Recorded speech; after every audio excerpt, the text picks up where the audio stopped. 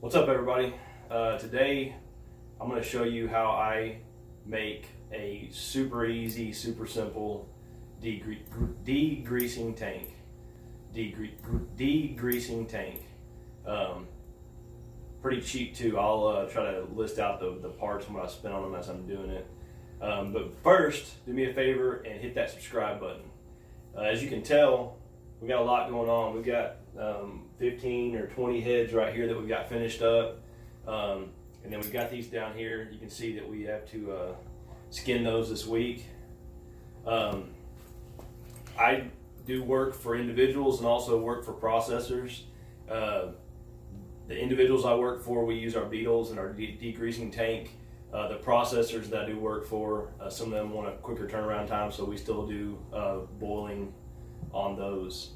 But this degreasing tank I use for my customers, and it's worked really well. It's very simple. It's not very complicated to make, and most people have probably have an old cooler laying around that they can use. That's what I use, and then the other parts you can order on Amazon. Be well under $100 once you order all of it. So we're gonna get set up over here, and I'll show you what we got.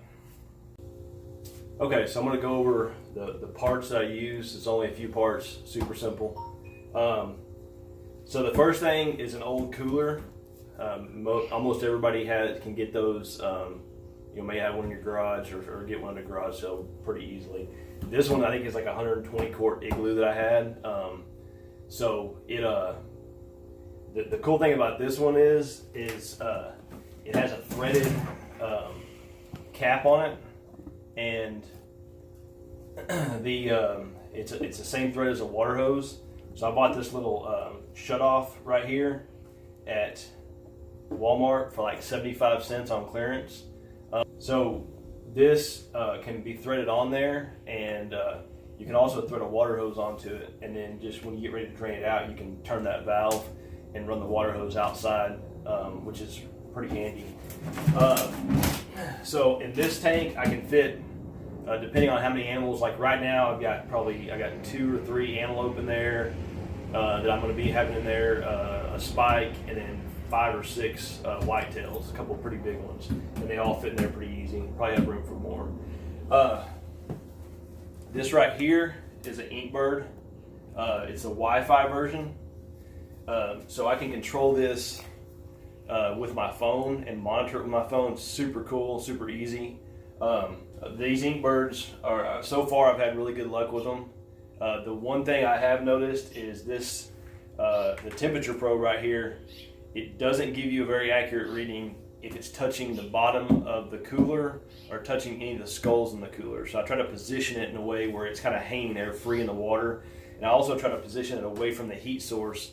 If you have it right next to it, obviously, the water there is going to be hotter than if it was farther away from it. So the Inkbird, I got that online. I actually found, I've got a few of them that I got on, they were like on clearance, or they had a sale going. They were like $35, but normally they're $50. I paid $50 for this one. The ones that I have in my beetle enclosures, I paid $35 for. So that's the one thing, and then this is the other thing I use. A lot of people use heating elements out of hot water heaters. I really don't prefer to do that. Just I don't like the wiring having to wire it and worry about it. So this one I paid about $40 for on Amazon, and I also bought the 4-year extended warranty. So if it craps out in the next 4 years, basically I have to mail it back to Amazon, and they'll send me a new one, or they'll repair it, which I doubt they can repair it. So they'll probably just send a new one. So, and if you can tell on the Inkbird here, I'm running my temperature at 116. I'd like to know what you guys are running. I've heard everything from 125 to 110. I've been playing with it a little bit. I kind of like that temperature, but I'm not set on it. I'd like to know what you guys are running. Please leave it in the comments. Let me know what y'all are running. So all right, so we're gonna do a video here, kind of putting everything back together, getting the heads in here, so y'all kind of see what it looks like when it's done.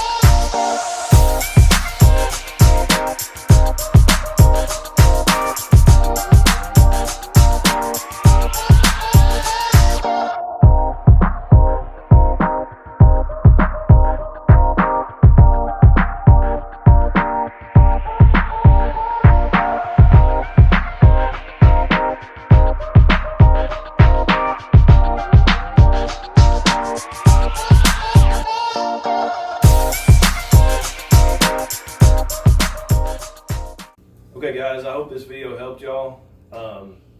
Like I said, it's super simple. If you have any questions, please leave them in the comments. I'll be happy to tell you what I know. I'm definitely no expert in this, but I'm learning as I go, and I'm just trying to kind of document what I'm doing and share it. Again, please subscribe and hit me up with any questions, or also any information you can share. If there's something I can do different or do better, I'd sure love to hear it.